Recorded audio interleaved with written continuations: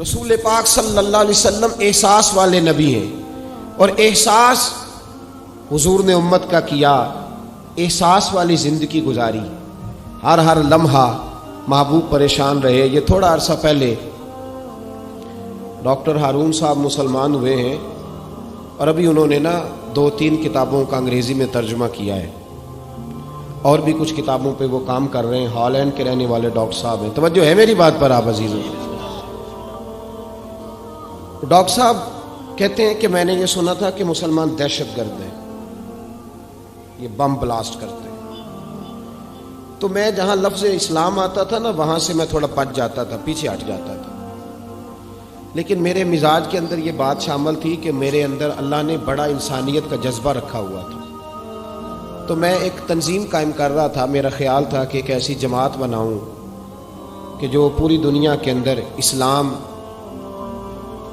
توجہ ہے میرے عزیزوں کی؟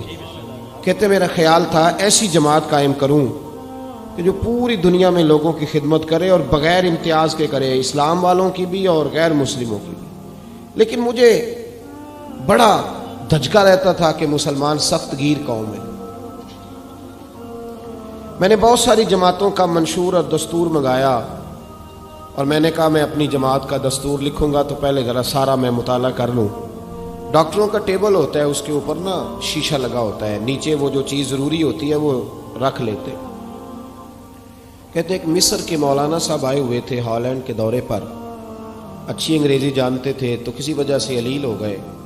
میرے پاس وہ آئے، اور انہوں نے دیکھا کہ میں انسانی حقوق پر کچھ لکھ رہا ہوں، کام کر رہا ہوں، تو وہ دیکھ کر کے مجھے کہنے لگے کہ ڈاکٹر صاحب آپ کوئی تنظیم قائم کر رہے ہیں؟ میں نے کہا ہاں۔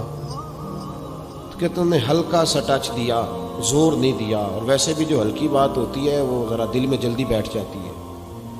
کہتے ہیں ہلکا سا ٹچ دیا، کہنے لگے اگر کبھی موقع ملے تو میرے نبی پاک کی بھی سیرت پڑھ کے دیکھیں، بس ہلکی سی بات، اور وہ جملہ چھوڑ گئے۔ اعلیٰ حضرت فاضل بریلوی علیہ رحمہ نے لکھا ہے ضروری نہیں کہ تم جو کہہ رہے ہو وہ منوا کے اٹھو، لیکن میسج ضرور چھوڑ دیا کرو۔ جب انسان کے ذہن میں بات ہوتی ہے یہاں سٹاک ہوتا ہے جب بات کا، تو جب وہ کام کرنے لگتا ہے تو ایک دفعہ وہ بات سامنے ضرور آتی ہے۔ کہہ دیا کرو۔ انہوں نے کہہ دیا کہ ڈاکٹر صاحب ایک دفعہ حضور کی سیرت بھی پڑھ لیں۔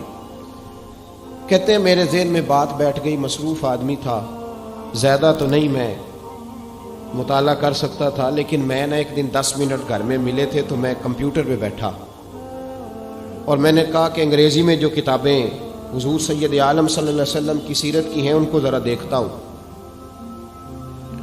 تو فرماتے ہیں کہ میں نے نیٹ پہ سرچ کیا، پہلی حدیث آئی اور میں کلمہ پڑھ کے مسلمان ہو گیا۔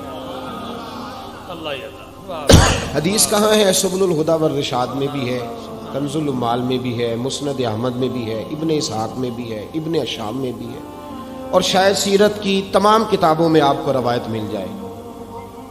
نبی پاک صلی اللہ تعالی علیہ وسلم کی حدیث اور روایت کرتے ہیں حضرت سلمان فارسی رضی اللہ تعالیٰ عنہ، اور ساتھ ہیں سیدنا بلال حبشی رضی اللہ تعالیٰ عنہ۔ فرماتے ہیں ہم گھر سے نکلے، حضور نے فرمایا ذرا جلدی چلو ایک ضروری کام ہے۔ فرماتے ہیں بڑی تیزی کے ساتھ آج روٹین سے ہٹ کر محبوب نے تیز تیز قدم مبارک اٹھائے، تیز تیز، اور فرماتے ہیں ایک گلی ہم نے کراس کی، دوسری گلی میں جو پہنچے تو پھٹے پرانے کپڑے، سادی سی بیوی، اور حالت بتاتی تھی کہ بیچاری کسی غریب گھر کی ہے۔ وہ سڑک پہ کھڑی تھی اور رو رہی تھی۔ میرے کریم رسول نے فرمایا بلال اسے پوچھو کیا مسئلہ ہے، کیوں روتی ہے؟ تو حضرت سلمان عرض کرتے ہیں میں نے کہا حضور میں پوچھ لیتا ہوں، آپ جائیے، کام بڑا ضروری ہے جو نکلیں، میں معلومات کرتا ہوں۔ تو محبوب نے فرمایا نہیں، اس کے آنسو پوچھنے سے ضروری کوئی کام بھی نہیں، پہلے اس کی داد رسی ہوگی، اسے پہلے پوچھا جائے گا۔ روتے نہیں رہتے لوگ گھروں میں، لوگ گزر نہیں جاتے چپ کر کے؟ کتنے لوگ تڑپتے، کون احساس کرتا ہے؟ نبی پاک سید عالم صلی اللہ علیہ وسلم رکے اور اس خاتون سے پوچھا کیا بات ہے؟ اس نے کہا کہ بات کوئی بھی نہیں، میرا ایک ہی موٹا سا مسئلہ ہے۔ کہا وہ کیا؟ کہنے لگی میں غریب ہوں، اور غریبی بذات خود بہت بڑا گناہ ہوتی ہے، لوگ بڑا جرم سمجھتے ہیں اس کو، بذات خود میں نے شروع میں کہا نا کہ مذہبی سٹیج کی بھی صدارت غریب آدمی نہیں کر سکتا، کیونکہ غریب جو ہوا جہد کول دتھی ہونی انہیں نیڑے بہنا ہے نا جی، جہد کول نہیں انہیں تو پیچھے جا کے بہنا اینڈ تے کول کہڑا دتھی ہے۔ اس سٹیج پہ بھی غریب آدمی کی صدارت نہیں ممکن ہو ہی نہیں سکتا۔ میرے رسول پاک سید عالم صلی اللہ تعالی علیہ وآلہ وسلم نے فرمایا پہلے اسے پوچھو کیا مسئلہ ہے۔ تو کہنے لگی میں غریب ہوں، بوڑھی ہو گئی ہوں، ساری زندگی غلامی میں گزاری ہے، تیل لینے آئی تھی 5 دینار کا، بوتل میں تیل بھروایا ہے، اور اب بوڑھی ہوں نا تو کمر درد کرتی ہے، پیر پیچھے موڑا ہے تو میں گری ہوں، تیل زمین پی گئی ہے، اب زمین تو واپس نہیں کرتی، لیکن واپس جاؤں گی تو ایک یہودی عورت کی ملازمہ ہوں، وہ درے سے مارے گی، کھال ادھیڑ دے گی، میں بڑی پریشان ہوں، اب نہیں مار کھائی جاتی، ہڈیاں بوڑھی ہیں، قربان جاؤں۔ حضرت بلال کو حضور نے حکم دیا، فرمایا دوڑ کے گھر جا 5 دینار لا۔ فرماتے ہیں 5 دینار لائے، تیل خرید کے دیا، وہ پھر رونے لگی۔ فرمایا آپ کیوں روتی ہے؟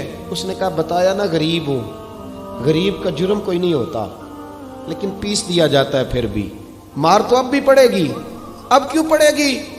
تو عرض کرنے لگی محبوبہ مار اس لیے پڑے گی کہ دیر سے کیوں آئی ہے۔ تو میرے کریم رسول اور وہ بی بی حضور ابھی آئے ہیں مدینہ طیبہ، امام یوسف صالحی فرماتے ہیں ابھی آئے تھے حضور، سبل الہدی والرشاد کے مصنف کہتے ہیں ابھی آئے تھے نبی پاک، وہ جانتی بھی نہیں تھی۔ تو سید عالم صلی اللہ تعالی علیہ وسلم نے فرمایا اچھا مار پڑے گی؟ کہا ہاں۔ او بھائی کونسلر جو کل آپ کو کہہ رہا تھا نا میں آپ کا خادم ہوں، کونسلر بے گناہ، بلکہ ہمارے ایس ایچ او صاحب اگر چودھری پہ پرچہ آ جائے تو اس کو ٹیلی فون کر کے پوچھتے ہیں صاحب جی تہاڈے خلاف درخواست آئی ہے، ادا کی کرنا ہے؟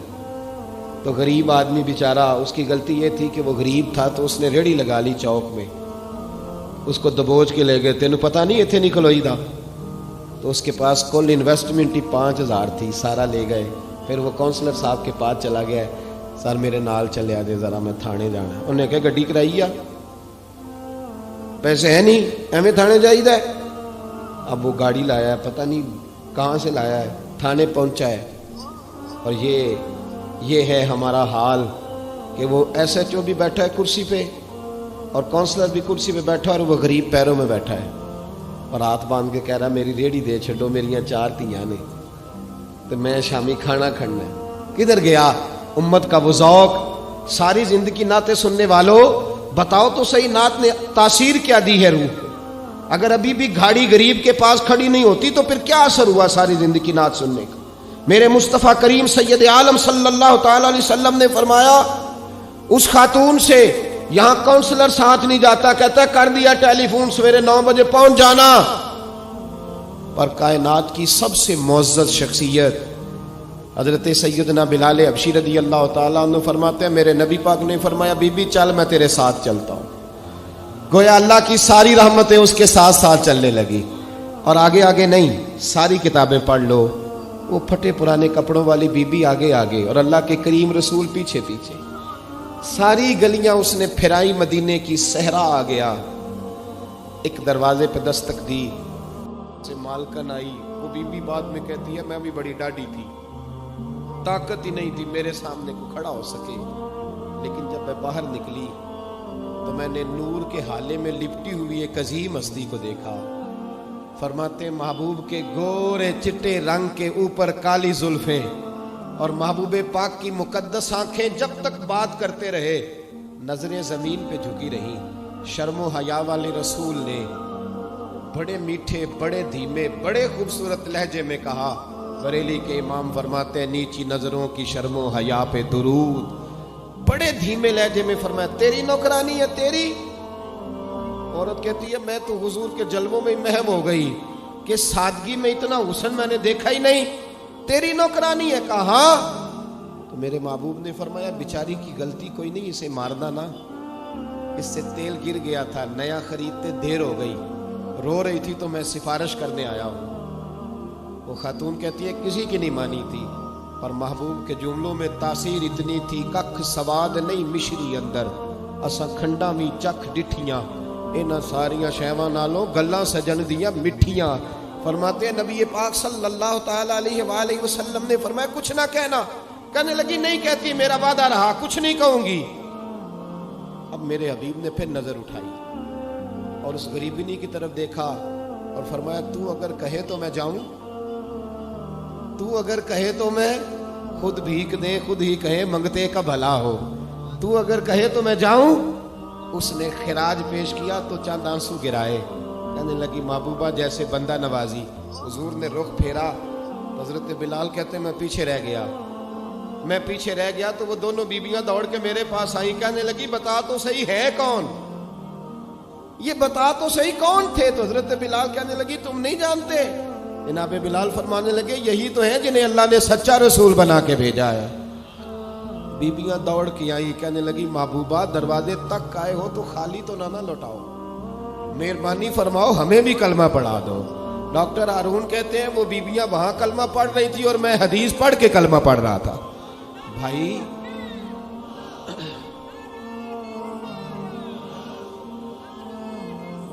اگر دولت احساس ہے نا پھر تو زندہ ہے. جو زندہ ہوتا ہے اس میں لچک ہوتی ہے، جو مر جاتا ہے وہ اکڑ جاتا ہے. اگر زندگی ہے تو پھر احساس ہونا چاہیے. اگر تیرے اندر زندگی ہے تو پھر احساس ہے، اور اگر تیرے اندر احساس نہیں رہا نا تو پھر زندگی زندہ دلی کا نام ہے.